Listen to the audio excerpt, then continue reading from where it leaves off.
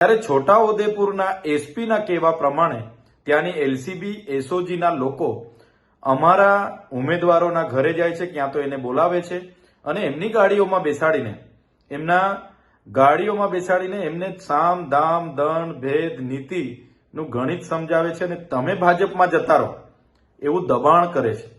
ત્યારે એવા કેટલાક લોકોએ અમારા જિલ્લા પ્રમુખ રાધિકાબેન રાઠવાનું ધ્યાન દોર્યું કે આ વ્યક્તિ આ સમયે આ તારીખે અમારે ત્યાં આવ્યા હતા અને અમને આ પ્રકારની વાત કરીને ભાજપમાં જોડાવા માટેનું દબાણ કરી રહ્યા છે। એના પુરાવા છે અમારી પાસે, ભરૂચના છે, નર્મદાના છે, દાહોદના છે, તાપીના છે, સુરતના, બધાના પુરાવા છે।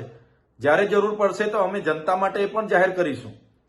ત્યારે આ બાબતનું અમારા જિલ્લા પ્રમુખ રાધિકાબેન રાઠવાએ એક વિડીયોના માધ્યમથી પોલીસને વિનંતી કરી કે ભાઈ તમારું કામ એ જનતાની સેવા માટેનું છે, એ કામ બાજુ પર મૂકીને તમે રાજકીય પ્રવૃત્તિ કેમ કરો છો? અગર તમને રાજકીય પ્રવૃત્તિમાં એટલો રસ હોય તો તમે સ્વૈચ્છિક રાજીનામા આપો, વર્દી ઉતારો અને તમે ચૂંટણીઓ લડો તો ખબર પડશે કોના કેટલા તમારામાં કેટલું પાણી છે। બસ આ જ વાત હતી ને। એટલી વાતમાં છોટાઉદેપુર એસપી લાજવાના બદલે ગાજી રહ્યા છે। એમના પોલીસને આદેશો કર્યા અને આદેશોને આધારે એક એફઆઈઆર અમારા જિલ્લા પ્રમુખ પર કરવામાં આવી છે।